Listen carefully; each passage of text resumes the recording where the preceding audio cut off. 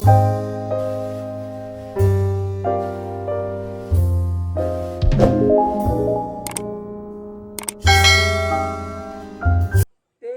बंद धर्म संघ के महान तपस्वी मुनि अनोप चंद जी ने जयाचार्य के आचार्य पद पर विराजमान होने के पश्चात प्रथम बार मेवाड़ आने पर कोशीथल गांव में अगवानी करते हुए 1910 के अंदर उन्होंने एक साथ के अंदर 193 दिनों की तपस्या का 187 दिन की तपस्या का प्रत्याख्यान करके इतिहास का एक नया सुनहला पृष्ठ है वो सृजन कर देते हैं। मुनि अनूप चंद की तपस्या सानंद रूप से गतिमान बनी हुई थी। जयाचार्य मेवाड़ के अंदर अपना प्रथम चातुर्मास है वह नाथद्वारा में करवाते हैं।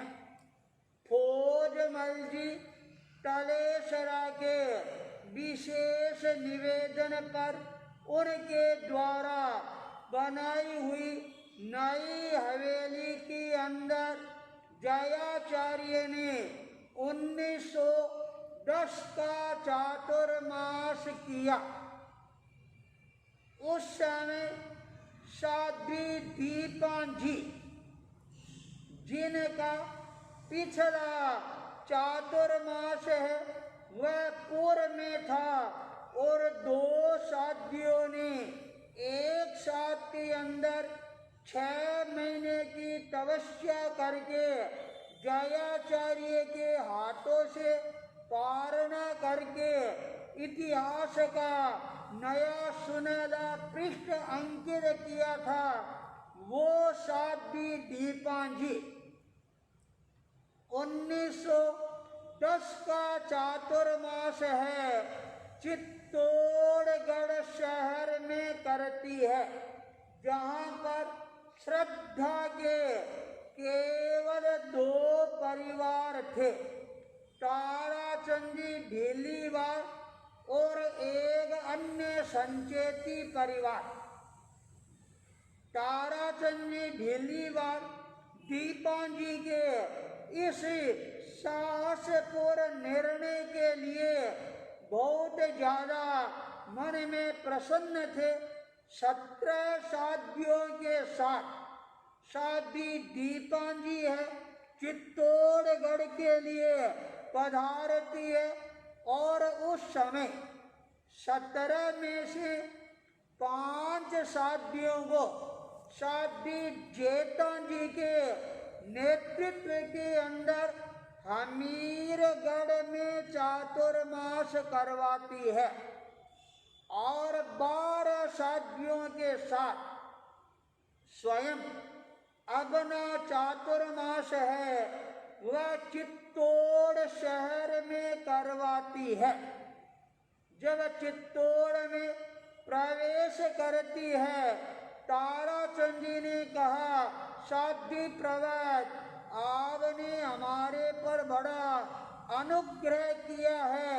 केवल 2 परिवारों में 12 साध्वियों के साथ आप चातुर्मास कराएंगे।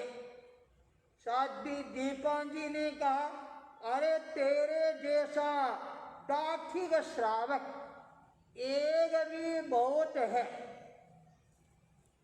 एकड़ा भीमड़ा लोहे की लाट क्या करेगा बूंदी के राजा 360।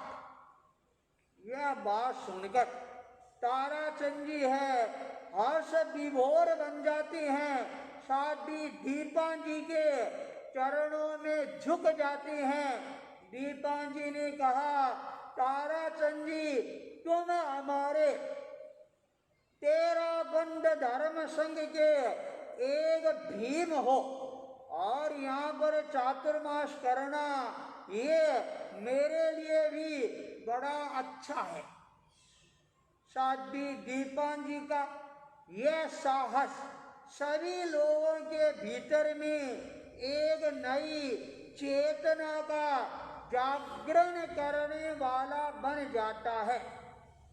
चातुर्मास प्रारंभ होता है और साध्वी दीपा जी ने सभी साथियों को अपने पास में बुलाया और कहा, देखो चित्तौड़ के अंदर पहली बार चातुर्मास हो रहा है, और वो भी 12 साथियों के साथ। बोलो इस चातुर्मास के अंदर तुम क्या करोगी? यह बात सुनकर सारी साथियां हैं सहम जाती है, और उस समय एक साध्वी है वो आगे आती है, मलुकान जी। उन्होंने कहा, साध्वी प्रवर आपका मन हो तो आप मेरे को 30 दिनों की तपस्या का प्रत्याख्यान करवा दे।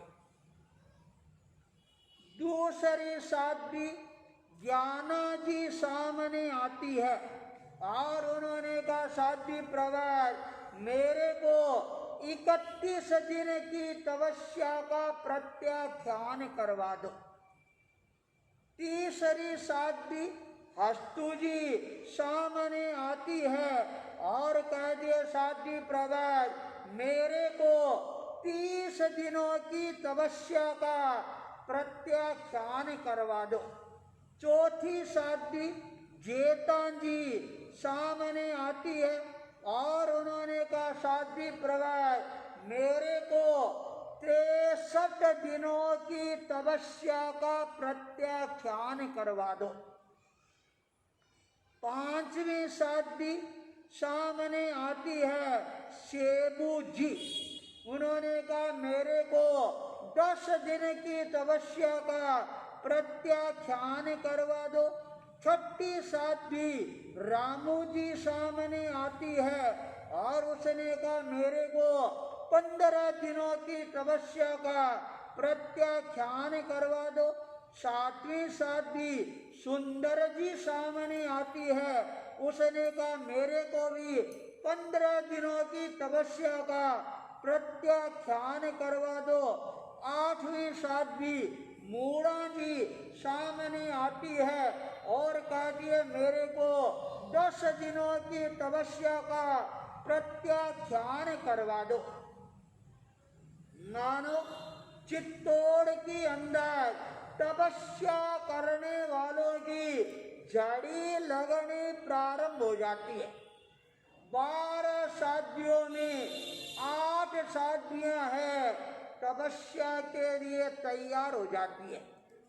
श्रावक ताराचंदी ढीलीवाल ये दृश्य देखकर चमत्कृत रह जाती हैं और हाथ जोड़ते हैं, अरे साध्वी प्रवर अब तो आप संयम करो।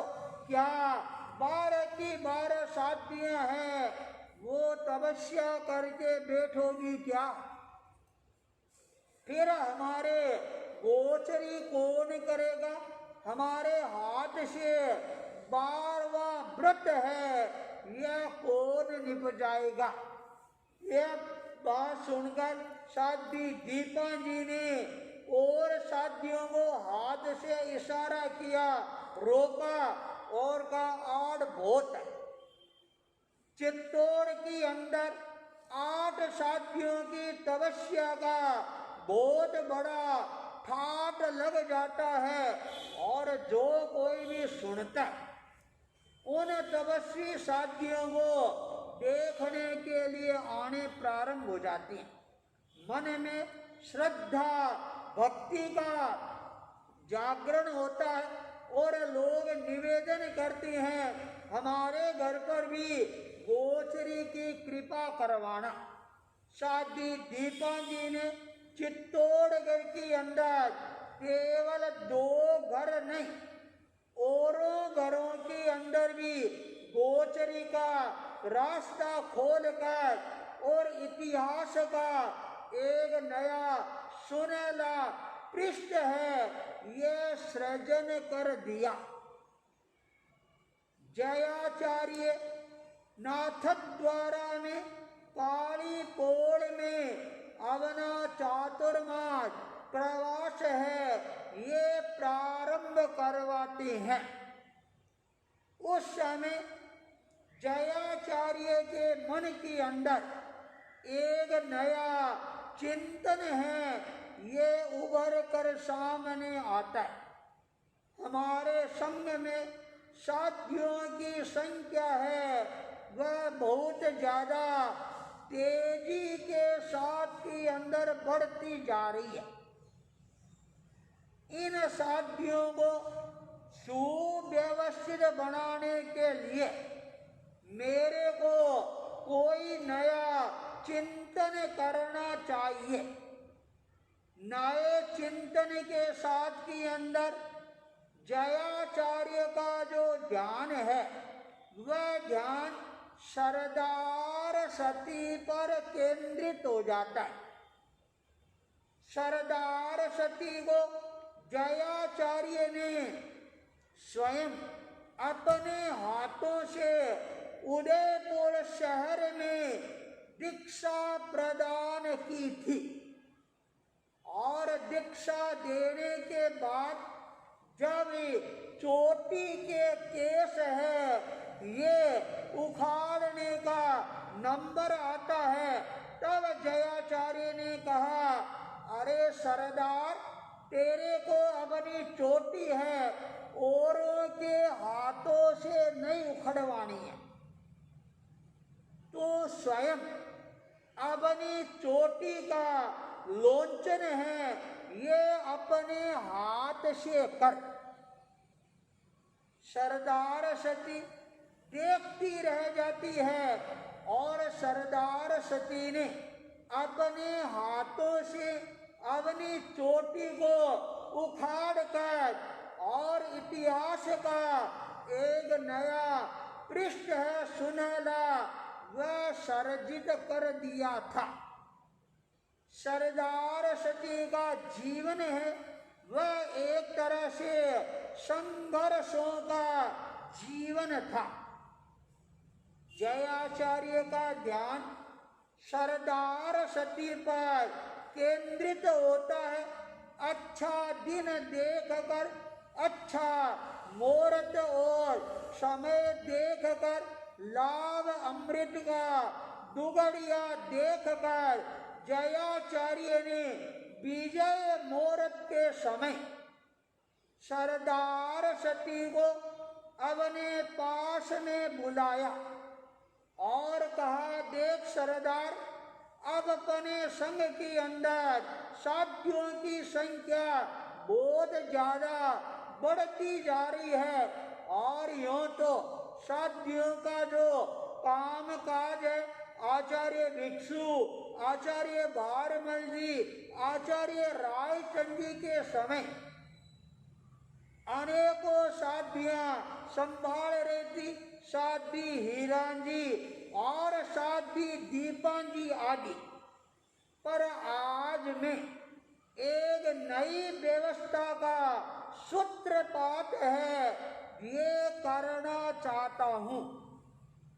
सरदार सती अचानक यह बात सुनकर और अपने दोनों हाथ जोड़ लेती है और निवेदन करती है प्रभु आप अब नया कार्य है वो क्या संपादित करना चाहते हैं।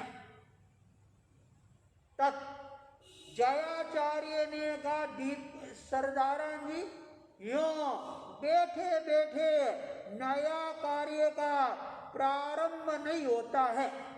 तो मैं खड़ी होकर और अपने दोनों हाथ जोड़कर करवद्ध रूप से खड़ी हो जाओ।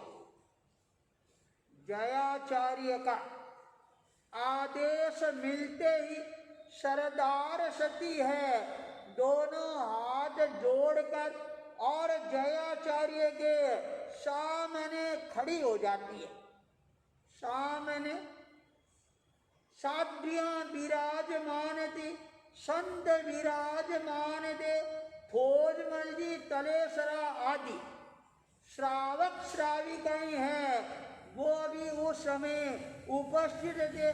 जयाचार्य ने अपने जीवन के अंदर इतिहास का नया सुनहला पृष्ठ है सृजन करते हुए सरदार सती को आदेश प्रदान किया, तुम्हें साध्वी प्रमुखों के रूप में वंदना करो। सरदार सती यह बात सुनकर चौंक जाती है, जयाचार्य की तरफ देखने लग जाती है।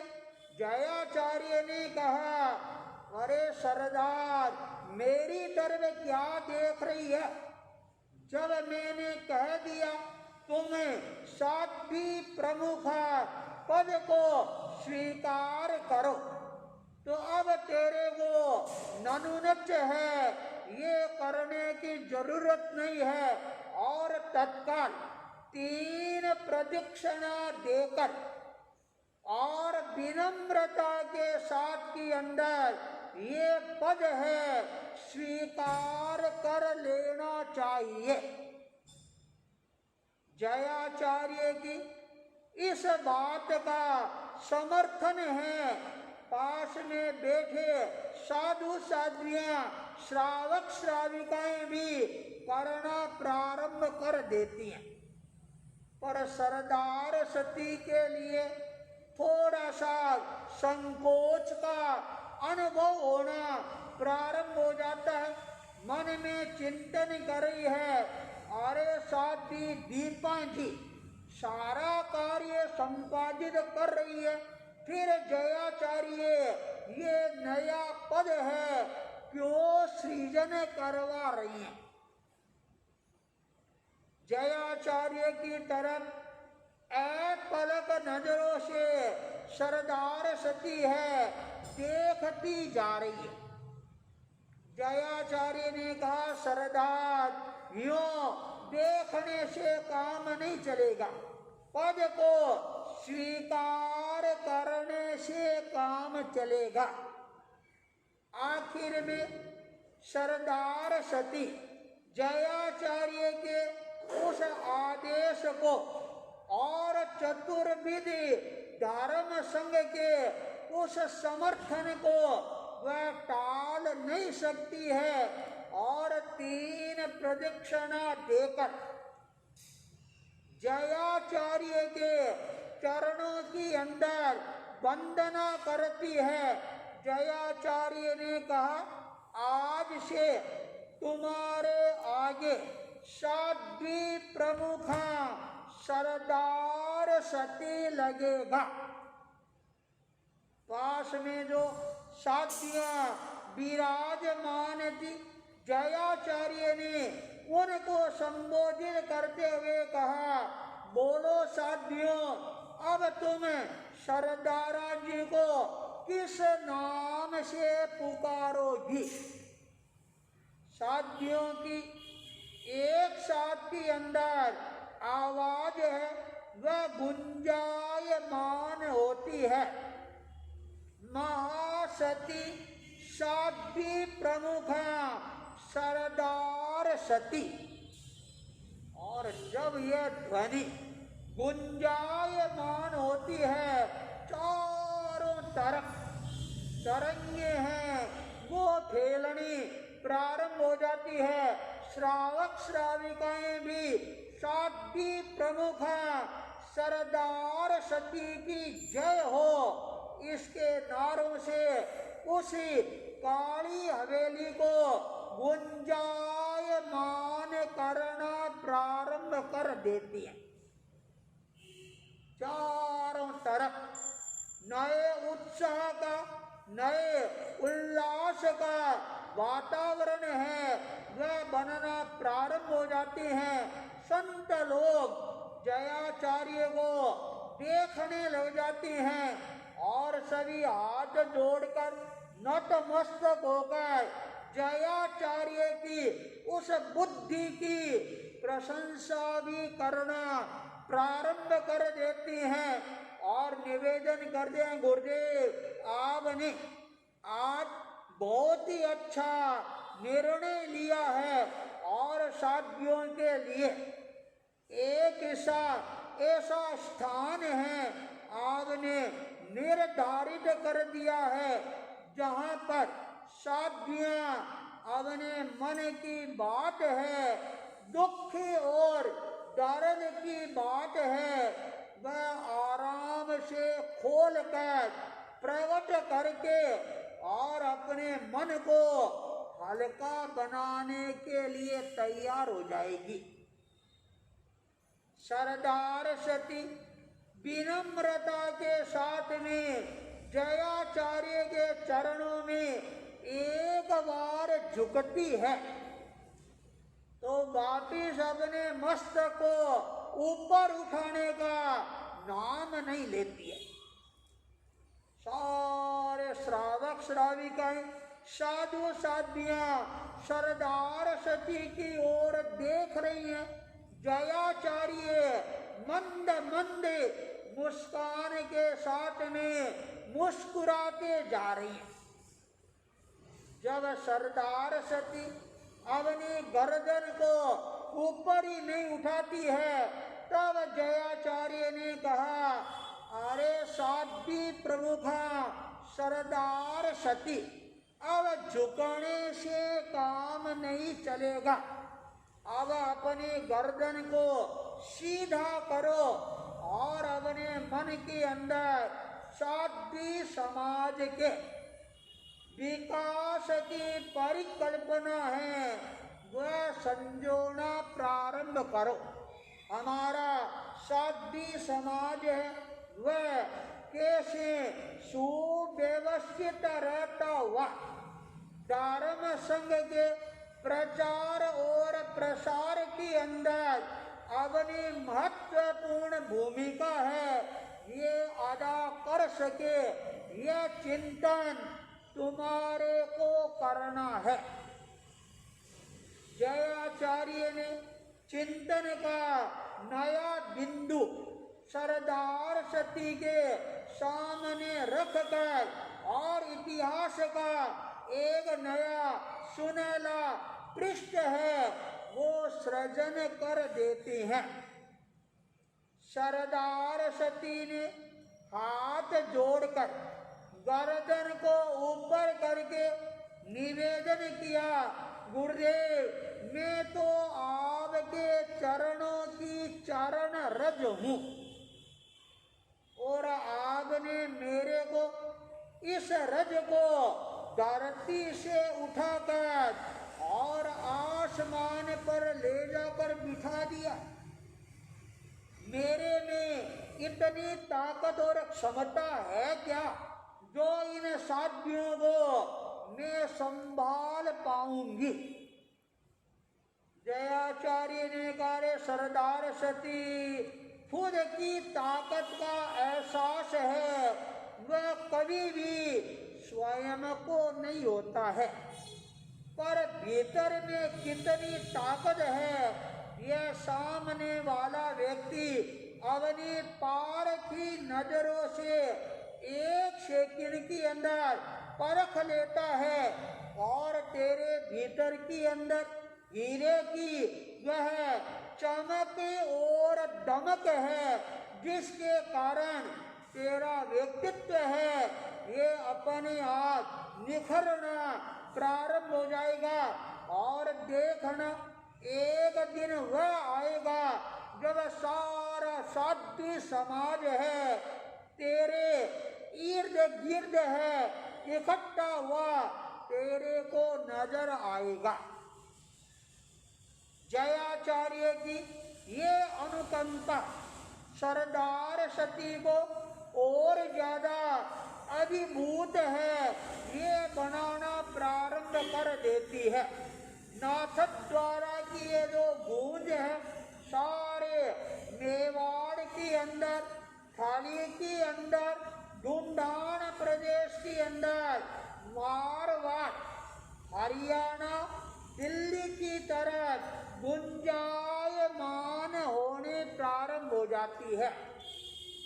जिन साधु साध्वियों ने ये बात सुनी, सारे साधु साध्वियां मन में खुश हो जाती हैं। सबसे ज्यादा खुशी है वो होती है साध्वी दीपा जी को। चित्तौड़गढ़ के अंदर जब ये संवाद पहुंचा तब उन्होंने कहा चलो आज मेरे को हल्का बनने का अवसर प्राप्त हुआ। तपस्वी मुनि अनोप चंद जी, जिनके 6 महीनों की तपस्या है, वह सानंद संपन्न हो जाती है और उन्होंने 187 दिनों की तपस्या का पारणा किया। जब उनके कानों में ये आवाज पहुंचती है, जयाचार्य ने आज नाथद्वारा के अंदर तुम्हारी जन्मभूमि दीक्षा भूमि के अंदर सरदार सती को साध्वी प्रमुखा बनाया है।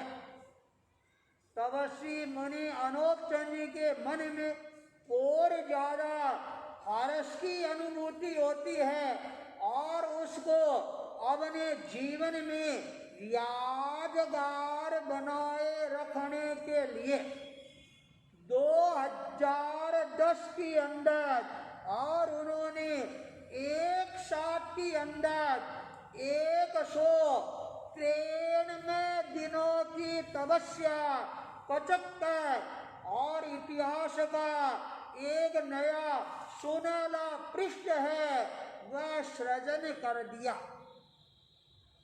1909 के अंदर 187 दिन का तप तपा और अगले ही साल फिर 193 दिन की तपस्या लगातार 6 मासी तप करना, ये अपने आप के अंदर इतिहास का नया पृष्ठ है, वह सृजन करने वाला बन जाता है मुनि अनोप चंद जी। इस तपस्या के साथ में अपने जीवन में और भी अनेकों इतिहास के सुनहले पृष्ठ है वो सृजित करेंगे। क्या करेंगे? इसी मंगल भावना के साथ ओम अरहम।